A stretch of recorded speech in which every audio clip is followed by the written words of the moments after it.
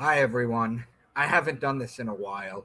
Um, I thought after 62 books that I've broken down with Astrotheology, there wouldn't be anything left. I was wrong. See, what I've got here is the books of the Ethiopian Bible that were left out. Now, in the Ethiopian Bible, there's 81 books total, whereas the King James Version is anywhere from 72 to 66.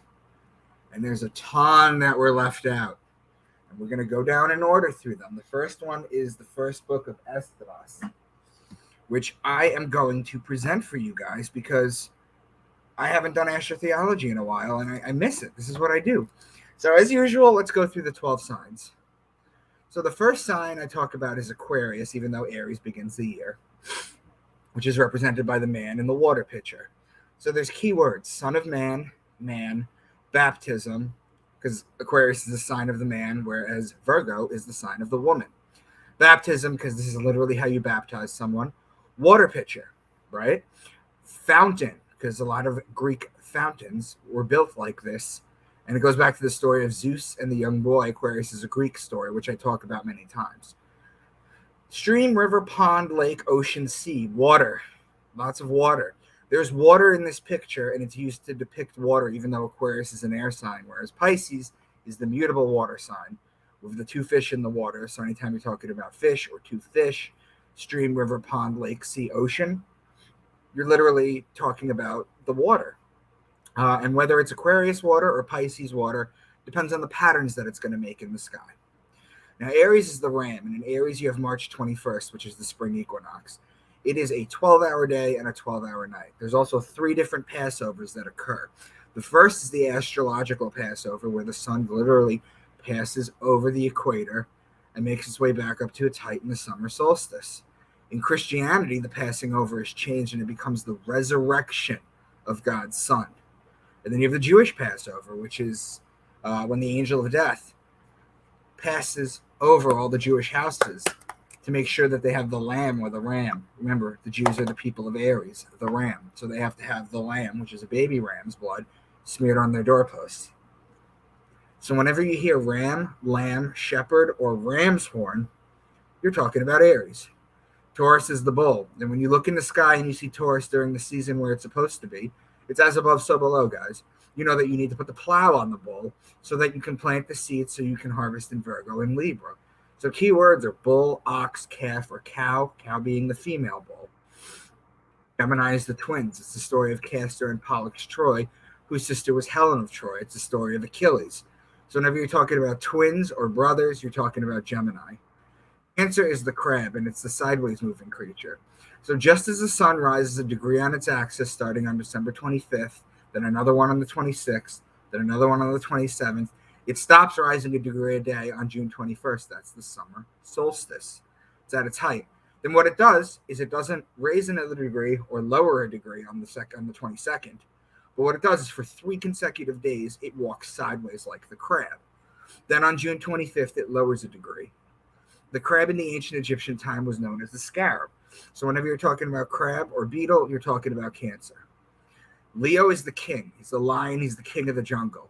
The ruling planet of Leo is actually the sun. So whenever you're talking about lion, lioness, or cub, you're talking about Leo. Virgo is the woman holding the wheat stalk. Remember before when we said that you plant in Taurus?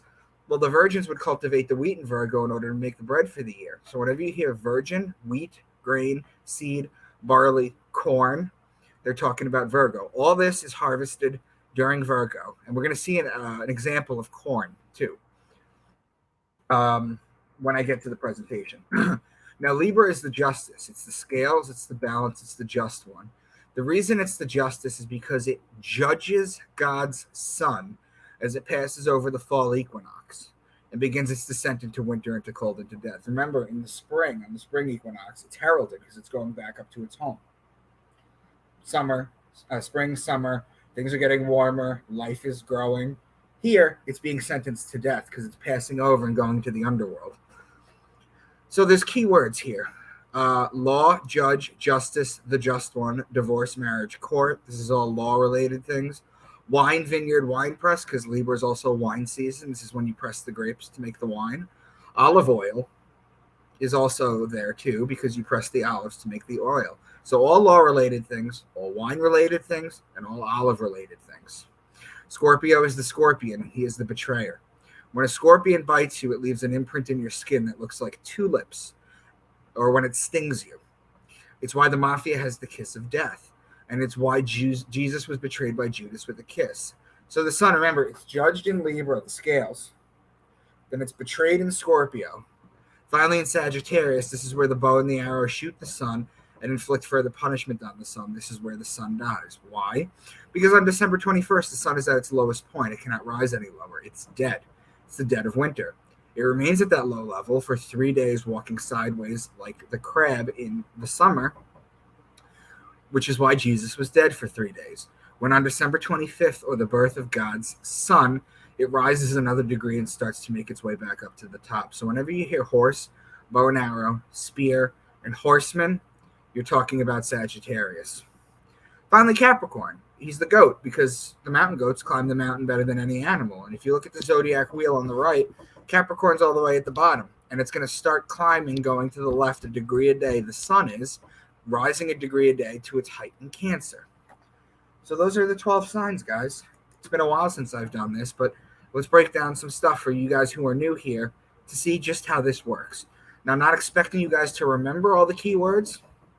For example, goat would be kid or goat. I'm not expecting you to remember all the keywords, just that when I point them out, you can be like, I remember he said that. That's all. 1 Esdras. And Josiah held the feast of the Passover in Jerusalem unto his Lord. And unto the people that was found there, Josiah gave 30,000 lambs and kids and 3,000 calves. So the children of Israel, which were present, held the Passover at the time, and the feast of the sweet bread 7 days. Then gat he up upon his second chariot. So the Passover takes place in Aries. We know this because I mentioned it before. The lambs are Aries. The kids are goats, which are Capricorn.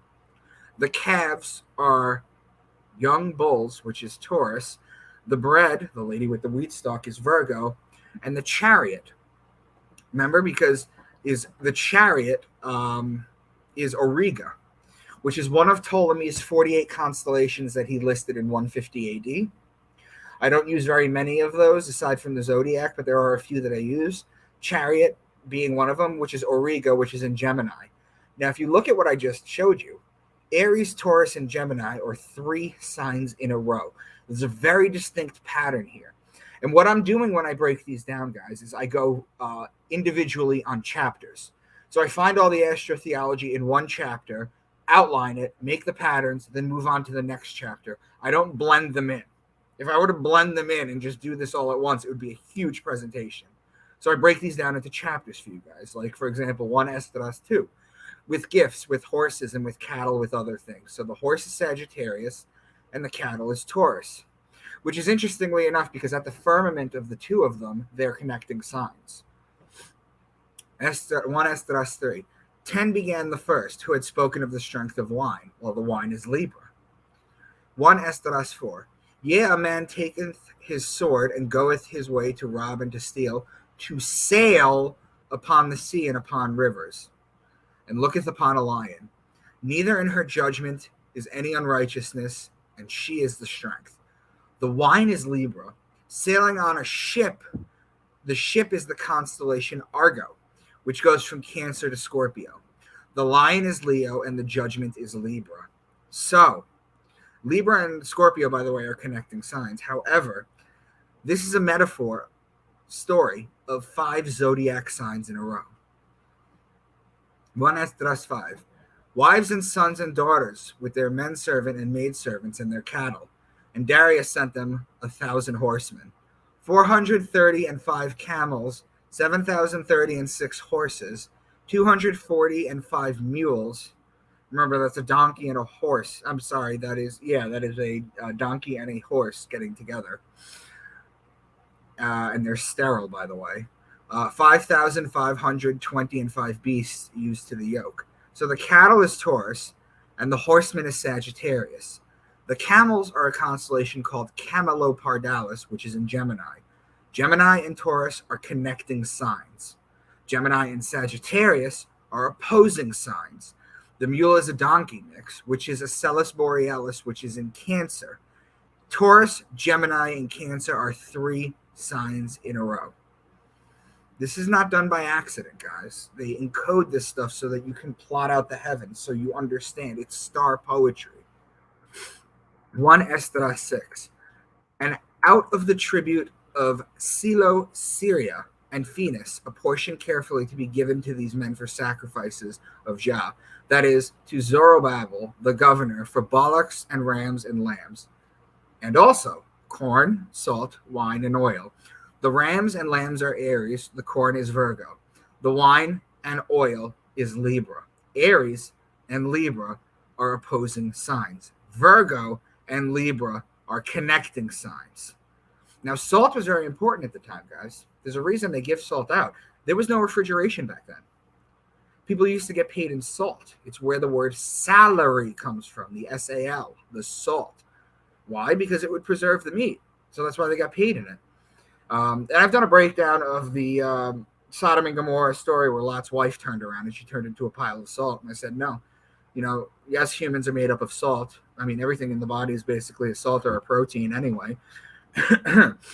But when she turned into a pile of salt, you have to think about it as if it was written at the time, which basically is like leaving a pile of money, which does nobody any good because Sodom and Gomorrah was getting destroyed. Think about it like going to Vegas. And when you're in Vegas, you gamble, hookers, debauchery, all that stuff, drugs. And then you get back to McCarran Airport in Las Vegas and you're about to fly out. You take one look back and you turn into a pile of gold coins. That would be the equivalent of what they're trying to share. 1 Esdras 7. And to the dedication of the temple of Jah, they offered 100 bullocks, 200 rams, 400 lambs, and 12 goats for all the sin of Israel. The rams and the lambs are Aries. The bullock is a young bull or Taurus. Aries and Taurus are connecting signs. The goats are Capricorn. Finally, 1 Esdras 8. That whosoever Esdras, the priest and the reader of the law of the Most High God, to the sum of 100 talents of silver, likewise also of wheat, even to 100 cores. I'm going to explain what cores are, by the way.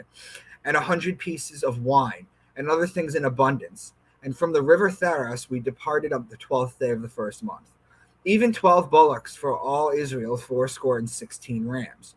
12 lambs, goats. So the law is Libra.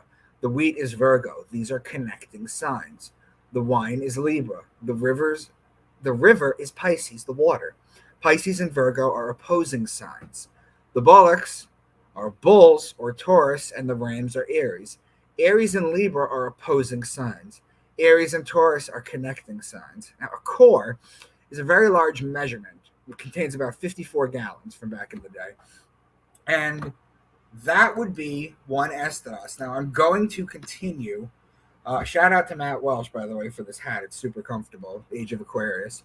I'm going to continue to break down these Ethiopian books, and I'm going to continue to update my website, and I'm going to continue to bring you guys this kind of information so you guys can see that it's everything. It's in every single book. I've done 63 now. I'm just going to keep going until there's nothing left. And mind you, I have all the Sumerian tablets. I've only done 3 of them. One of them was the Epic of Gilgamesh. But I still have 2 others, that I have on there, the Enki tablets. But there's a ton that Rex Bear gave me. He gave me a website full of the tablets. These Sumerian tablets. There's just so much, guys, and it's all connected. So this should prove monumentally that the Bible is not original in how it was encoded. If you can accept that the Bible was not original in how it was encoded, it will open your minds to other things. And that's all I'm here to do. All I'm here to do is to say, I just have a piece of the puzzle. I'm doing one slice of one science of 11 sciences in the Bible. But if this can open your mind to that, then your mind will be open to other things. And that's what we need to break from, the paradigm of taking these books literally. So thank you guys for watching.